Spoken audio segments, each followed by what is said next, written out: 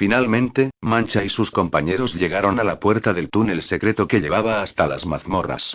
Aunque, en lugar de una puerta, era un agujero oscuro y profundo. Un ojo poco acostumbrado a la oscuridad no sería capaz de verlo, ya que lo cubría un conjunto de rocas cubiertas de musgo en la orilla del lago. El agujero lleno de agua se parecía a un pozo, y tenía la capacidad de abusar de los deseos más íntimos de una persona. Mancha se cernió sobre él para observar sus profundidades, pero saltó hacia atrás cuando las escamas de una serpiente removieron el agua. Una cabeza gigante mostró los colmillos con un siseo tan helado y fétido como el aliento de un demonio, e hizo que la tela de la capucha se le pegara a la cara. Necesitarás esto para abrirte camino, dijo Luce, que sacó un objeto del bolsillo. ¿Yo? Preguntó Mancha con los dedos mientras le temblaban los labios. No puedo abrir esta puerta. Tienes que hacerlo tú. Deja caer la llave en la boca de la serpiente. La joven tembló solo de pensar en enfrentarse sola a aquella criatura con colmillos, pero Luce no le pediría que lo hiciera a menos que no tuviera otra opción. Quería salvar a su amiga tanto como ella. Mancha sostuvo la llave en alto mientras temblaba sin parar. Igual que aquella puerta no era técnicamente una puerta, la llave que Luce le depositó en la mano no era más que una roca. Mancha se cernió sobre el agujero y aguantó la respiración mientras esperaba a que apareciera la serpiente de nuevo. La cabeza del animal emergió de la superficie, con la mandíbula desencajada. Mancha dejó caer la piedra en su lengua bífida del tamaño de una pala. Acto seguido, la serpiente cerró la boca y se sumergió. La muchacha se quedó de pie al lado de Luce, y se le erizó la piel del nerviosismo mientras se preguntaba qué sucedería a continuación. No tuvo que esperar mucho hasta que toda el agua se convirtió en vapor. En cuanto la bruma se disipó, Mancha vio una escalera blanca reluciente que se retorcía hasta las profundidades de un agujero oscuro que iba apareciendo a medida que el cuerpo de la serpiente se solidificaba. O la serpiente había sido un espejismo, o se trataba de un guardián espectral con un curioso apetito por las piedras que en cuanto se sentía saciado, devolvía el favor con una entrada segura hasta el castillo.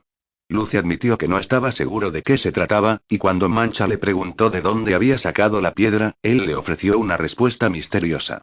Es una piedra típica, empapada con una mezcla de escabeche y espina ensangrentada, arrancada de la pata de una mangosta, y otros ingredientes secretos. Encontré la receta en las páginas de un grimorio hace muchos años y quizá te la muestre un día si el libro regresa a las manos de su verdadero dueño. Luce encendió una antorcha y los guió por las escaleras. Mancha lo siguió. En cuanto se alejó del alcance del sol, se detuvo para quitarse la capucha. Los elementos de cielo nocturno de su traje se fundieron de nuevo en la seda, y dejaron su rostro y sus manos al descubierto. Desde allí, Mancha descendió las escaleras junto a sus 4 compañeros mientras la capa le rozaba los tobillos. Luce permaneció en silencio. La joven lo conocía lo bastante bien como para temer lo que se le estaría pasando por la cabeza en aquellos momentos. Que los magos del Doria ya habían encerrado a Crony en alguna especie de tortura perpetua, y que no podrían hacer nada para ayudarla. Los 3 vendedores que descendieron en fila por la escalera sinuosa detrás de Mancha no compartieron las preocupaciones de Luce, sino que empezaron a hablar de sus deseos por llegar a otros pisos más elevados del castillo para presenciar un momento histórico. Siempre he querido ver a la princesa de la profecía, dijo Brinco. Su voz era tan aguda que hacía que los gritos de las ratas que llevaba fueran aún más estridentes. Edith silbó. Cedimentov, cuetadoz lo de Tugdimo Odaved. Sobrecuado oyó catada la princesa. Mancha trató de no escuchar la conversación. No quería revivir la historia del duende, de cómo se había quedado embelesado con la belleza de las canciones de la princesa, con el brillo sobrenatural de su pelo y con su piel perfecta. A Mancha se le encogía el estómago cuando imaginaba al príncipe del reino del sol conociendo por fin a la princesa con la piel de luna para cumplir con la profecía con un Pegaso rondando por su mente. El final de la historia de Sedimentos le llamó la atención. Y quiero verlos a los 2, aunque sea escondido en un rincón o bajo los muebles. No puedo perderme esa bendición y esta parte tan importante de la historia. Cuando por fin el sol y la luna se unan. Mancha apretó los puños bajo la capa. No le hubiera importado seguir con su humilde y recluida mentira en el bosque si Quemadura hubiera permanecido a su lado y, si ella no hubiera tenido que experimentar la calidez del sol sin él a su lado para compartir el momento. Echaba de menos su austeridad y el modo en que siempre ponía las cosas en perspectiva. Él la habría convencido de que no necesitaba aquellas indulgencias insignificantes y estúpidas, como un hogar bajo los cielos eternos y brillantes, o los regalos hechizados que llevaba en su bolsa, o el tacto de un príncipe, que despertaba cada una de sus terminaciones nerviosas con una fascinación tan aguda y desconocida que le hacía desear saber más de él. Aquello era lo más irónico de todo, considerando que dicho príncipe era la cárcel de carne humana bronceada de quemadura, y en la que Mancha no tenía ninguna posibilidad de entrar. Si no hubiera perdido la voz grave de quemadura y su presencia reconfortante por culpa de Vesper, jamás hubiera sacado a la luz su espíritu inquieto que siempre había escondido en su interior. ¿O era Vesper quien lo había dejado al descubierto? Todo sucedió después de que Mancha espiara al príncipe desde detrás de un árbol. Después de vislumbrar su corazón de poeta cuando lo oyó hablando con su hermana sobre querer experimentar un amor basado en la amistad. Después de observar cómo se debatía entre ser un gobernante justo y obedecer todo lo que la profecía y los demás dictaban. Y después de admirar su valiente batalla interna contra la maldición que parecía extenderse bajo su piel magullada y que afectaba a su pueblo.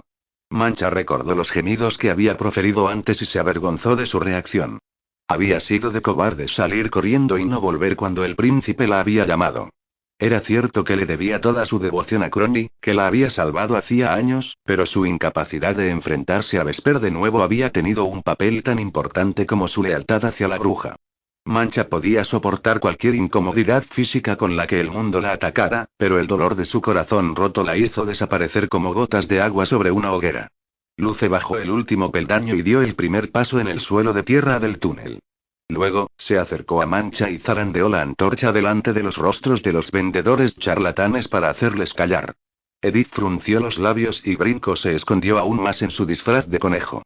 Cuando Sedimento se cubrió la boca con las manos, la estalactita de hielo que le colgaba de la nariz tembló como la cuerda de un violín. ¿Oís eso?, preguntó Luce a Mancha. La joven aguzó el oído. Aunque no poseía los mismos sentidos caninos que su compañero, los gemidos amortiguados eran inconfundibles. Mancha se volvió hacia el sílfide para contestarle. Parece como si alguien estuviera llorando en la distancia. ¿Crony? Espero que no, porque suena como si fuera un alma desesperada. Luce clavó la vista en la muchacha. Quítate la capa y guárdala en el bolso. Necesitas tener las piernas descubiertas para salir corriendo, o luchar, en caso de que sea necesario. Mancha asintió. La capa se deslizó por sus hombros de mala gana. La joven la enrolló con cuidado, indecisa sobre si debía prescindir de ella o no.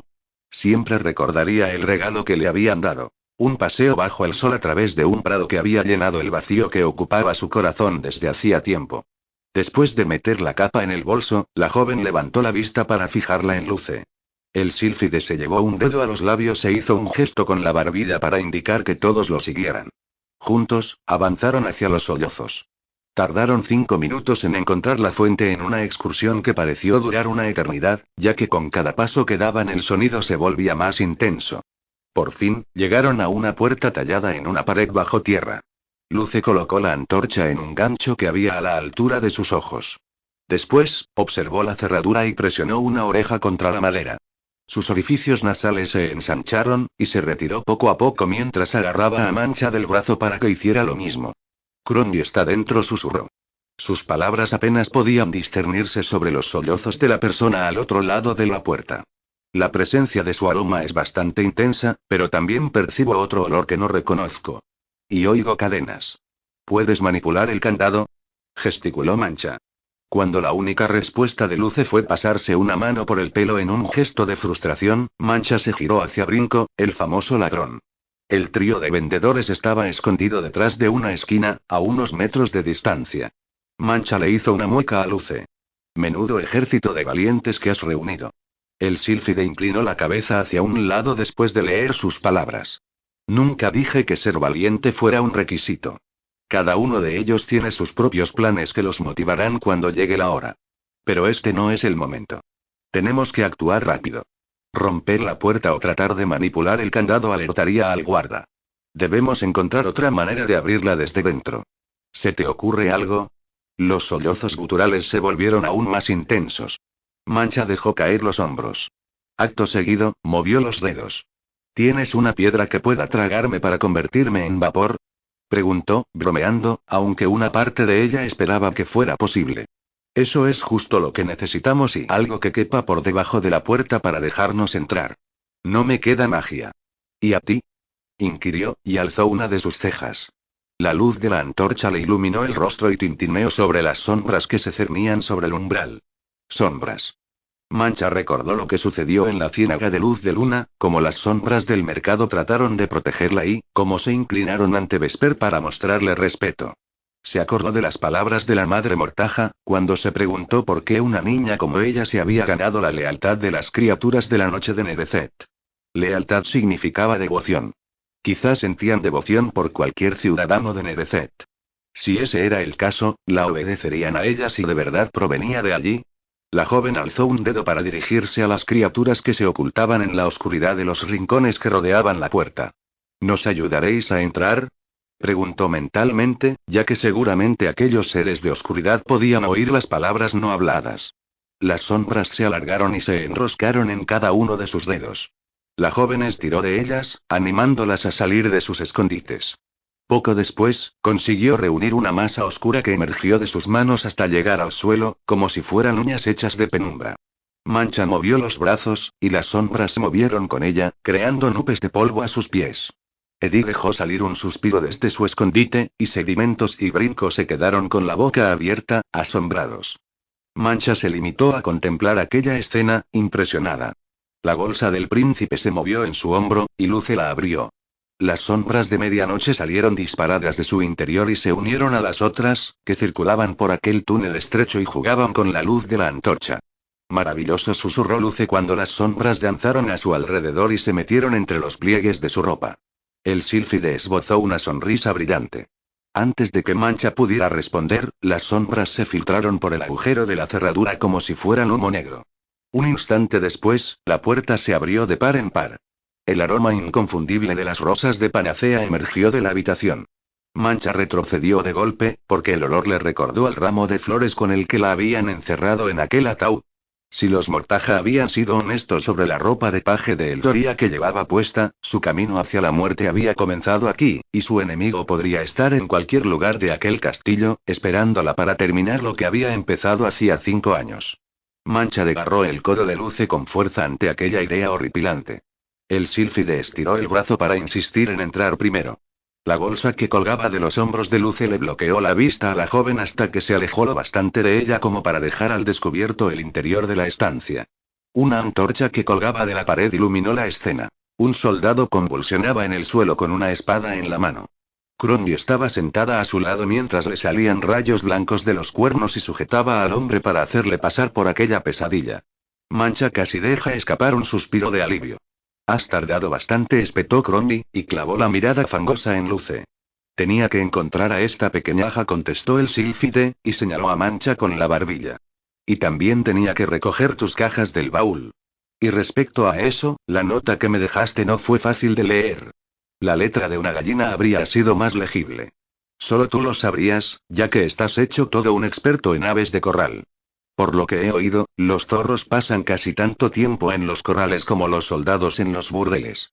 Luce soltó una risa y Crondy esbozó una amplia sonrisa, pero había algo más profundo entre ellos y, un sombrío y significativo intercambio silencioso. Ambos adoptaron la misma expresión que Mancha vio en el rostro de Luce cuando leyó la carta que la bruja le había dejado en casa, antes de meter 2 cajas y varias armas en la bolsa que llevaba colgando del hombro. La joven sentía curiosidad por el contenido de la nota y las cajas, pero Luce se negó a revelárselo. ¿Es uno de ellos?, preguntó Luce para romper la tensión, y señaló hacia el hombre que gemía en el suelo con los ojos en blanco. Crondy resopló. Sí. Es Sireruan. Uno de los soldados de confianza de la reina regente. Luce hizo una mueca. Parecía que estaba preparado para acabar con aquel hombre con sus propias manos. Obviamente, el soldado había intentado clavarle a Crondy la espada que llevaba en la mano. ¿Pero por qué? La bruja era inmortal. ¿Qué pretendían conseguir? Habría tenido más sentido si los magos hubieran atado a Crondy con cadenas hechizadas. No podrías haber planeado todo esto mejor, comentó Luce. Y la mejor parte es que no he intervenido en nada en ningún momento. Mancha, que estaba cansada de oír sus conversaciones encriptadas, empujó a Luce hacia un lado y dejó caer la bolsa al suelo. Acto seguido, clavó la vista en los ojos de Crony, y vio cómo se iluminaban con una expresión de afecto. Mancha respondió con una sonrisa temblorosa. Estoy tan contenta de que estés bien.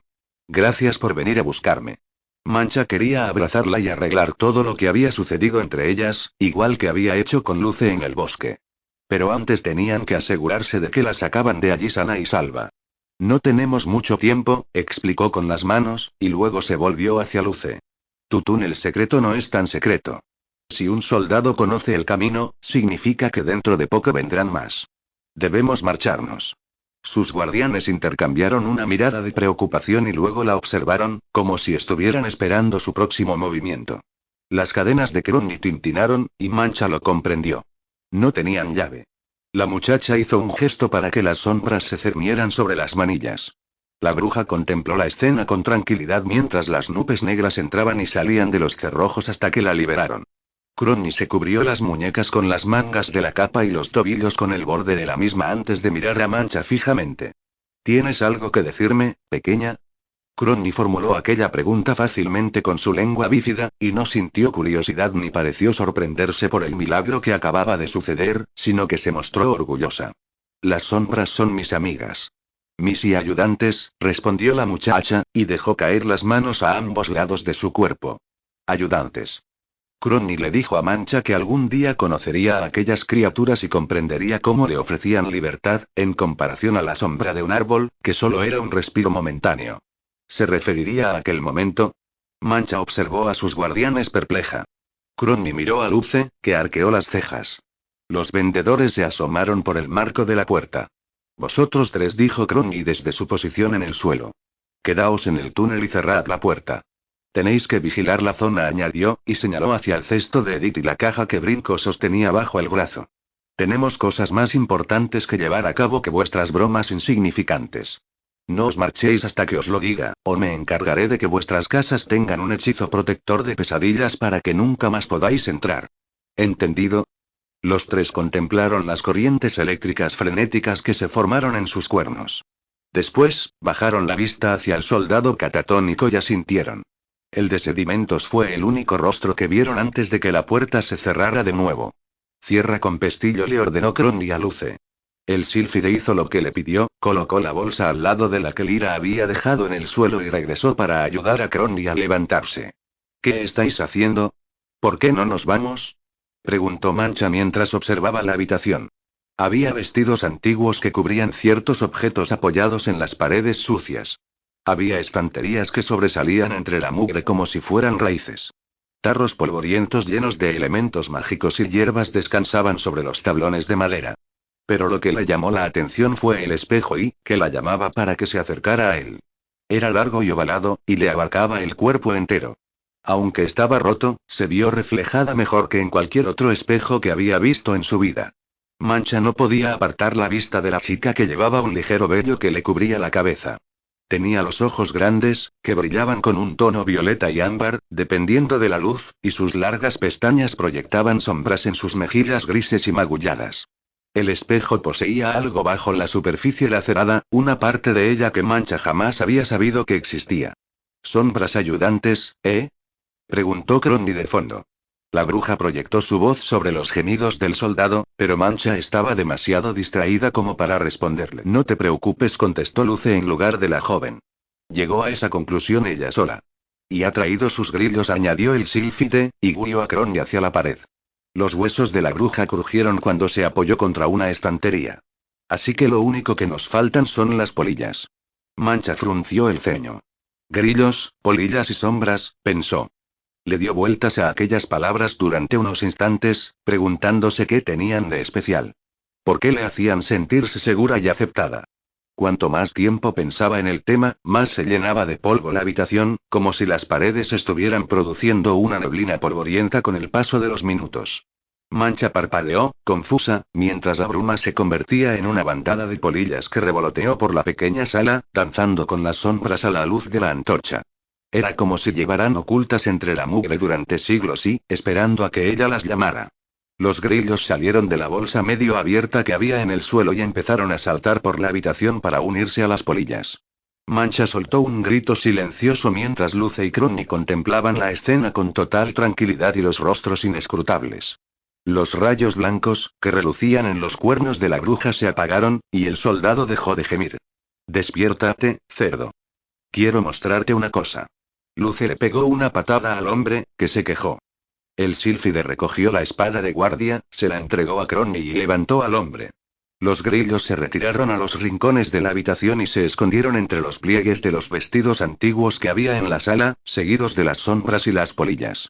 El soldado se tambaleó cuando Luce lo giró para que estuviera de cara a Mancha. El hombre la miró fijamente a los ojos, luego se frotó los suyos y parpadeó con fuerza. No susurró. Esas pestañas. No es posible, y la tez del hombre adoptó un color verdoso, y luego se volvió hacia Crony. Devuélveme a la pesadilla. Por favor. Por favor, lo que sea menos esto. Desconcertada por la reacción del soldado, Mancha retrocedió aún más hacia el espejo roto. Luce obligó a Erwan a girarse de nuevo. No tengas miedo, pequeña sabandija. Ahora esta es tu pesadilla. Después de rodear los tobillos del soldado con las cadenas para forzarlo a mirar a Mancha, Luce se dirigió a la esquina donde descansaba Crony. Las sombras se alzaron y se volvieron más espesas hasta que Mancha dejó de ver a sus guardianes. La oscuridad que aportaron a la estancia era tan profunda que la luz de la antorcha solo los iluminaba a ella y al hombre. Era como si estuvieran sobre un escenario. Como si fueran los actores de una gran tragedia perturbadora. Los grillos entonaron una canción escalofriante. Después de intentar escapar de sus cadenas, el soldado cayó de rodillas a los pies de la joven y presionó su rostro contra la tierra. No pienso mirarte. No puedes obligarme.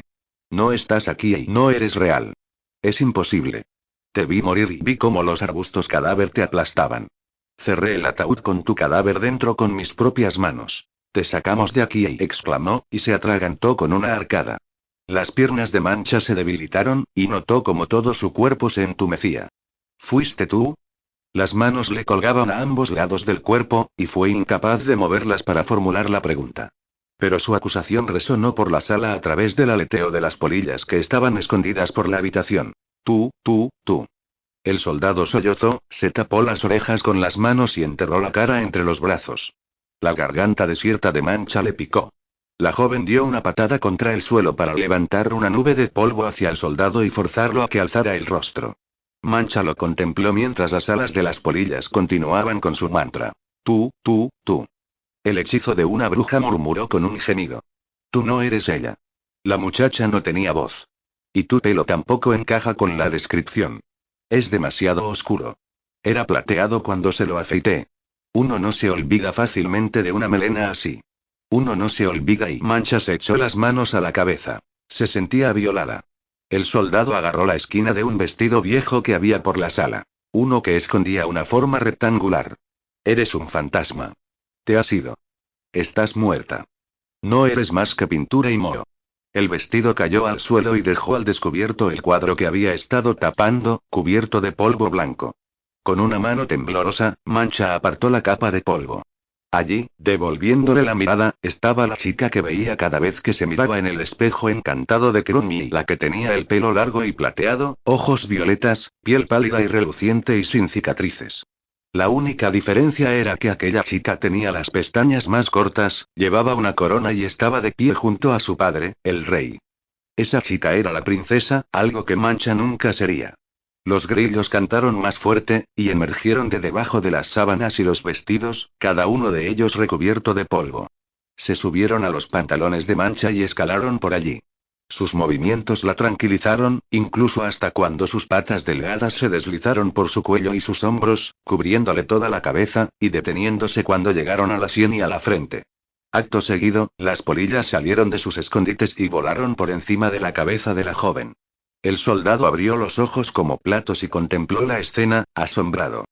Entonces, chilló y se arrancó mechones de pelo. Solo estaba siguiendo órdenes. No fue idea mía, lo juro, y las lágrimas le resbalaban por el rostro, y transformaron el polvo que le cubría las mejillas en barro. Majestad, os lo ruego, tened piedad. Majestad. Las sombras de Mancha se cernieron sobre ella aún más y la persuadieron para que se girara y volviera a mirarse al espejo. Esta vez, vio una larga melena de grillos y una corona de polillas. Y por fin contempló su verdadero yo. Una princesa asesinada y resucitada. 24. La espléndida subtilidad de la singularidad. La habitación se oscureció completamente. Las sombras de Mancha danzaban siguiendo sus órdenes, y las ráfagas de viento apagaron la luz de la antorcha. En la penumbra, la joven solo veía el reflejo de sus ojos en el espejo, atravesando la oscuridad como un trozo de ámbar voltaico. Mancha dio media vuelta, y las sombras se abalanzaron sobre el soldado que estaba chillando. Enterradlo, pensó la joven de repente. Enterradlo como él trató de hacer conmigo. Si Mancha hubiera podido, lo habría arrastrado hasta el desfiladero y habría dejado que sus pecados cubrieran las tierras bajas del bosque con un montón de ceniza lo bastante alto como para tocar el cielo. Devoradlo vivo. En cuanto dio la orden, las sombras atacaron al soldado con intensas ráfagas de viento que le hicieron trizas el uniforme y le arrancaron los mechones de pelo de cuajo. El hombre se retorció tratando de liberarse de las cadenas que le rodeaban los tobillos. Mancha tensó la mandíbula y se acercó más al soldado mientras los grillos que descansaban en su cabeza se retiraron y migraron junto con las polillas hacia la seguridad que les ofrecían los vestidos que ocupaban el suelo de la habitación. Quiere levantarse y ayudarle. Mancha alzó un brazo. Sus sombras elevaron al hombre en el aire, aunque las cadenas seguían conteniéndole. El soldado suplicaba misericordia una y otra vez mientras los pedazos de su túnica se enrollaban en su cuerpo. El hombre sacudió los brazos y movió la cabeza hacia adelante y hacia atrás. A la luz de los ojos de Mancha, parecía una marioneta de madera destrozada después de jugar mucho con ella y, tan gastada que se había podrido y arruinado. La joven se preguntó cuánto daño podían infligirle las sombras, y si tenían el poder de estirar de sus costuras y destruirlo por completo. Aquel pensamiento violento la asustó y la sedujo a la vez. Mancha recordó los duros y sabios consejos de Quemadura, ya que le dejaron una huella permanente en el corazón. Me gustaría pensar que probaste la venganza antes de que se deshicieran de ti. Y si no lo hiciste, me encargaré de que puedas hacerlo algún día. Quien quiera que te hirió pagará por ello. Ojalá estuviera con ella en ese momento para enseñarle el camino hacia aquella brutalidad.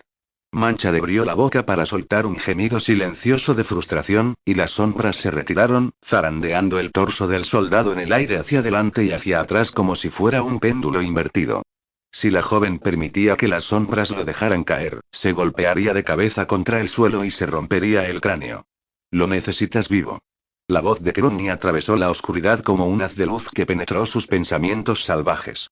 Sus guardianes habían estado susurrando en la esquina mientras ella daba rienda suelta a su ira, pero como estaba decidida a vengarse, los expulsó de su mente. Entonces, la antorcha volvió a encenderse, y reveló a Luce y a Crony junto a ella con una expresión de compasión en el rostro. Deja que el hombre hable, pequeña. Mancha ordenó a sus sombras que lo dejaran en el suelo y le retiraran las cadenas. Luce atravesó las ráfagas de viento y agarró al hombre de la túnica destrozada. Acto seguido, lo sostuvo contra la pared, con la antorcha a meros centímetros de su cabeza, caliente e imponente. Sollozando, Erwan se cubrió la cara sucia y manchada de sangre con los dedos. Luce intercambió una mirada con Mancha. Sus ojos brillaban con la misma sed de venganza. Tiene todo el derecho a acabar con él, dijo Luce. Si no puede mancharse las manos, deja que yo sea el ejecutor, añadió, y agarró a Erwan del pelo para inclinarle la cabeza hacia un lado y exponer su yugular. Podrás obtener respuestas de sus últimos recuerdos mientras muere. Crony posó una mano sobre el hombro tenso del sílfide. No. Debe de entregármelas voluntariamente sin que yo tenga que utilizar mi magia. Es la única. Entonces, el hombre dejó de llorar al darse cuenta de que tenía una posibilidad de sobrevivir. El soldado se dejó caer sobre Luce, con las extremidades inertes y la frente apoyada contra el hombro del sílfide. Su lucha contra las sombras le había hecho perder el control de sus esfínteres y la orina que le humedecía los pantalones, junto a la tierra y los pétalos de las rosas, originó un hedor a podrido. Luce arrugó la nariz. Me das asco, y eso es decir mucho, considerando que tengo los valores de un perro pulgoso. Luce tensó la mandíbula y fijó la vista en los ojos de Mancha. ¿Qué decís, Majestad? ¿Libero a este gusano o lo sujeto mientras dejáis que vuestra ira caiga sobre él? Haré lo que me pidáis. Mancha tomó aire. Majestad. Luce lo había dicho con un tono diferente al que había utilizado el soldado. No con miedo, sino con veneración. Aquello la tranquilizó, y despertó la parte de su interior que siempre había odiado a pesar de que hubieran abusado de ella y hubiese perdido sus recuerdos. La violencia.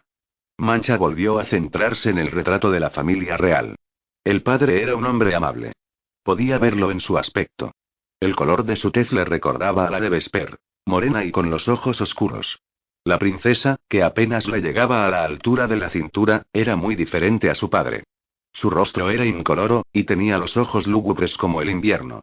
El vestido vaporoso que llevaba era pálido y contrarrestaba con el tono vivo de su túnica de terciopelo, su cinturón dorado y sus medias rojas. Aún así, la niña estaba sonriendo. Sabía que la aceptaban tal y como era y que la amaban, y no cabía duda de quién la quería tanto. El rey esbozaba una cálida sonrisa mientras observaba a su hija. Una mirada que reflejaba tal orgullo hacia ella que era evidente hasta a la luz de la antorcha. Aquel rey quería que su princesa tuviera un futuro maravilloso y, que se la venerara por su corazón y por su alma. Que se ganara la devoción de sus súbditos. Aunque Mancha no se acordaba de él, la imagen le transmitía todo aquello. Ese rey no se habría dejado llevar por la violencia. ¿Pero quién era aquel rey? Si Mancha era una princesa, ¿y qué princesa era?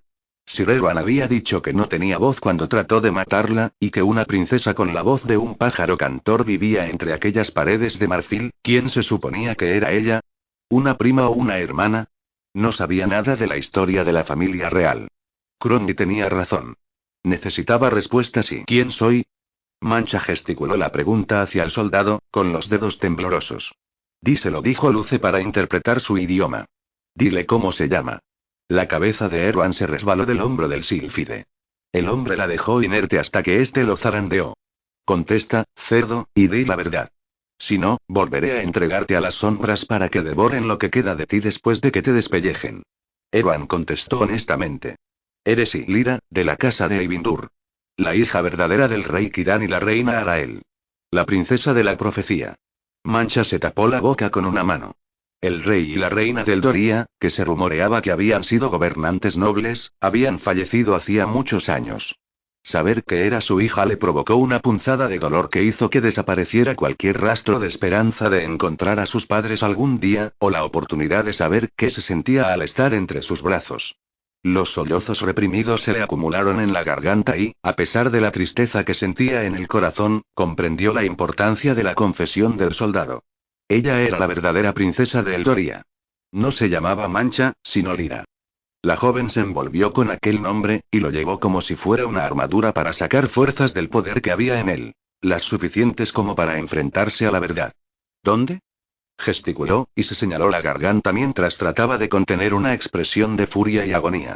Sus sombras se acercaron a ella y se mantuvieron al margen, pero siempre listas para atacar. Luce empujó el cuerpo del soldado contra la pared. Lady Lyra quiere saber qué le sucedió a su voz de pájaro cantor.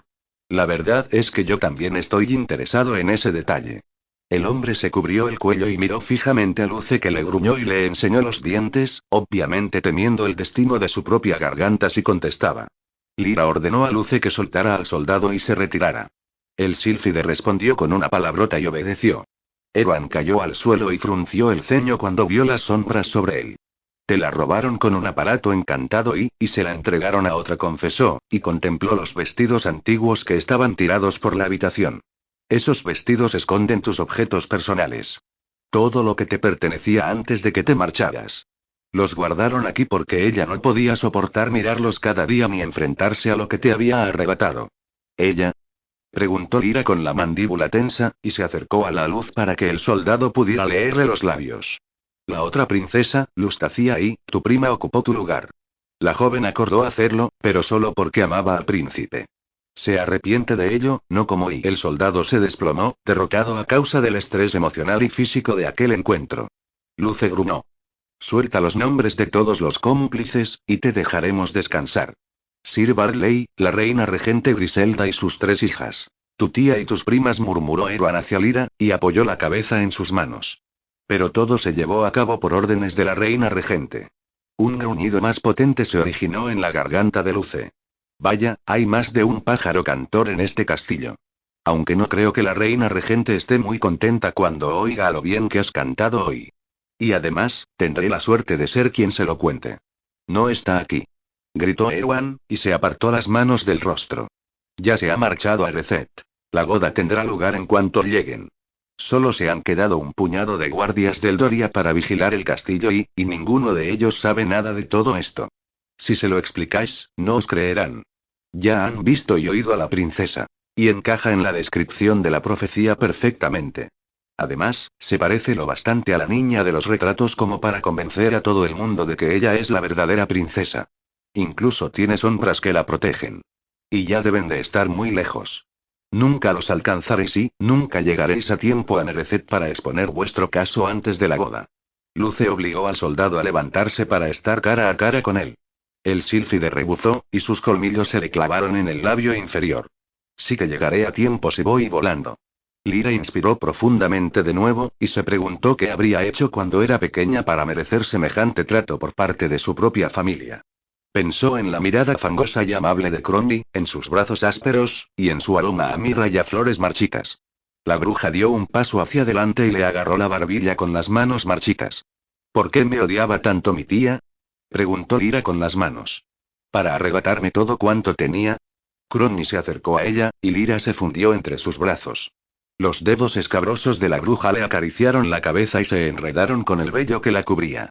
Hay algunas personas que tienen tantas espinas en su interior que estrangulan toda su belleza. El reino que está bajo el mando de tu tía ahogado bajo órtigas y vides es un reflejo de su corazón. Un rosal sin una sola rosa. No fue culpa tuya, sino de los elementos oscuros y el odio que la motivaban. Aquella fealdad está llegando a su fin. Al final, será su perdición. Ten fe en ello. Lyra se acurrucó aún más en aquel abrazo. Sus sombras se expandieron por el suelo a su alrededor. Los grillos y las polillas salieron de sus escondites para unirse a ellas.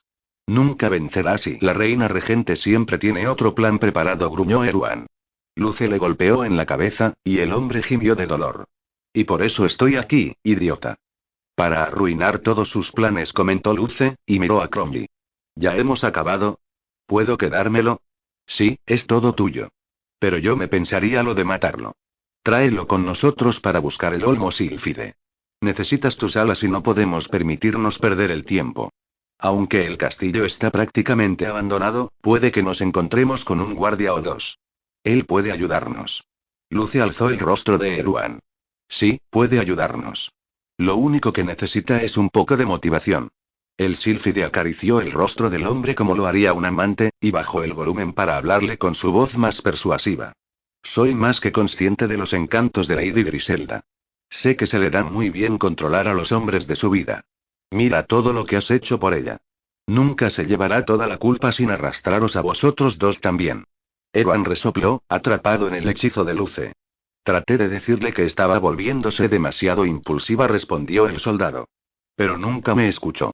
Por supuesto que se lo dijiste, afirmó Luce con una sonrisa. No cabe duda de que te decapitarán por esto. ¿No sería fabuloso si antes pudieras salirte con la tuya? Marcharte de este mundo como un hombre. Zarandear su árbol y agitar algunas ramas. ¿Qué me dices? Sí, como un hombre. La respuesta de Erwan estaba enlazada con un tono onírico.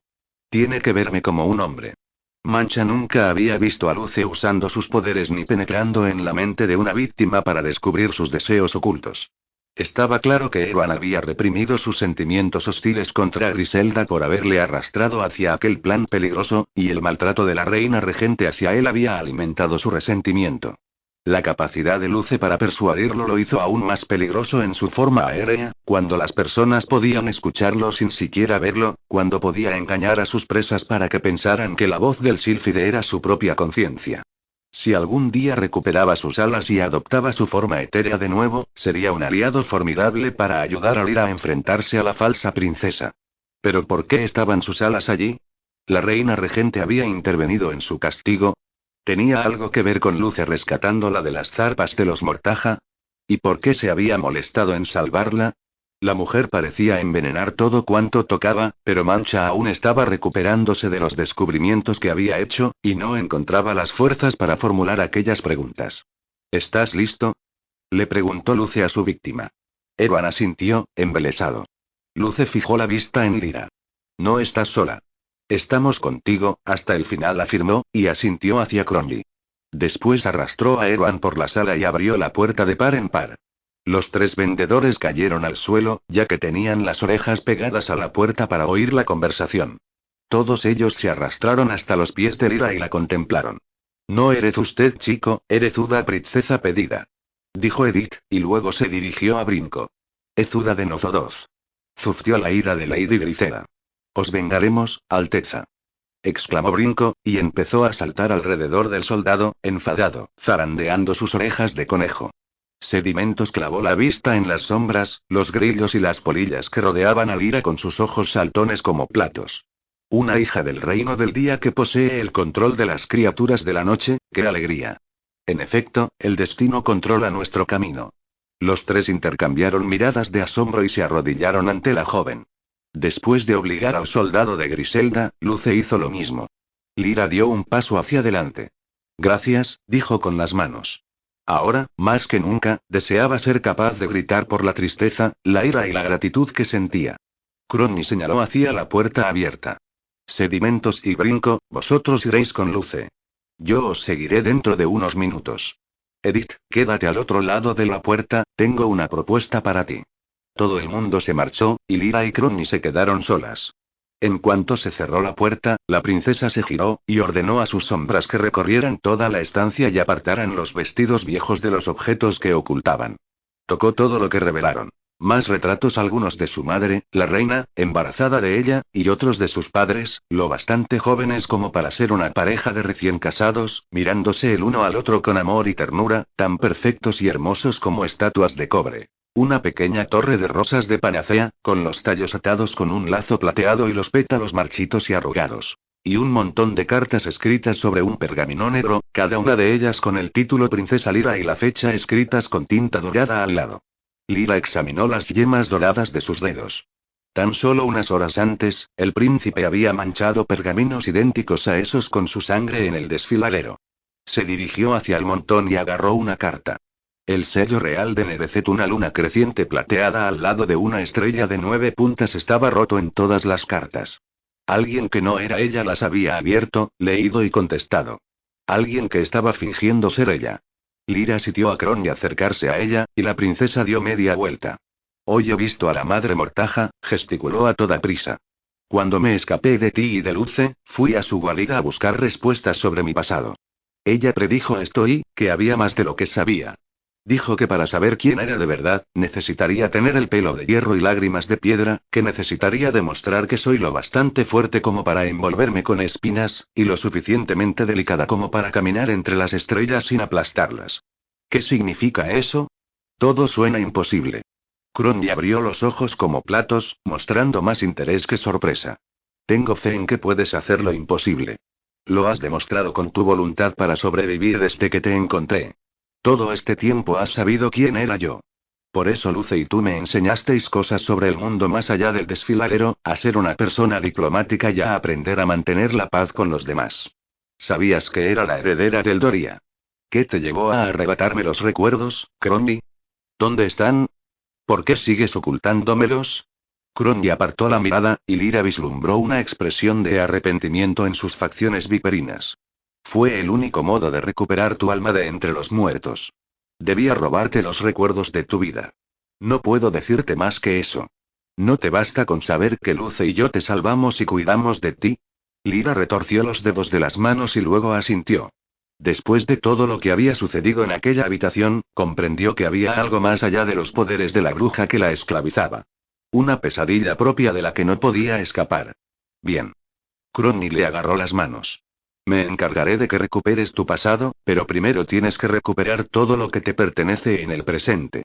Debes de ser lo bastante fuerte como para hacerlo sin tus recuerdos. Prometo que serán tu recompensa cuando todo esto acabe. Lyra tensó la mandíbula y estudió su reflejo de nuevo. Desaliñado, con la piel teñida de gris y magullada, y con una túnica y unos pantalones polvorientos. ¿Cómo se supone que tengo que convertirme en una reina si no sé cómo gobernar? ¿Cómo demostraré que soy la princesa del reino y, la auténtica heredera? No encajo en la descripción de la profecía.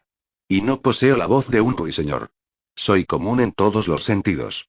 Pero puedes aprender a gobernar cuando tu corazón sea más sabio y misericordioso. Y siempre puedes pulir tu aspecto para pertenecer a la nobleza. Esa será tu ventaja sobre tu impostora. No importa cómo seas por fuera, no puedes cambiar quién eres por dentro. Eres la igual del príncipe Vesper, ya que tu fuerza equilibra la suya, justo como dicta la profecía. A la hora de la verdad, eso será más importante que la apariencia física, ¿no crees? Lyra respiró profundamente.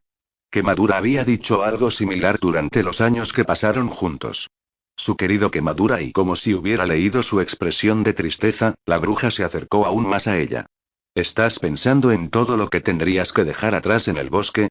Lyra suspiró, y se obligó a contarle lo que apenas se atrevía a recordar. No estoy dejando atrás a Quemadura. El Pegaso murió pero no del todo. Su esencia se fundió con el príncipe cuando ambos cayeron en la ciénaga de luz de luna. La magia negra tuvo algo que ver. La joven se sentía ridícula tratando de explicar lo sucedido. No tiene sentido. Pero es verdad y ya lo he perdido. Crondi negó con la cabeza. Quizás solo crees que lo has perdido. Puede que la magia viva en el interior del príncipe, por lo que habrías ganado a ambos. La bruja sacó una carta negra del bolsillo de su capa, no del montón que descansaba en aquella sala. Estaba dirigida a Lyra, como todas las demás, y la fecha era de hacía 3 años. Lyra la agarró y levantó una ceja, confusa.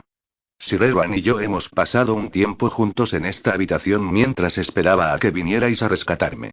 Cuando el soldado estaba sumido en sus pesadillas, le obligué a que me entregara algunas cartas, comentó, y se encogió de hombros.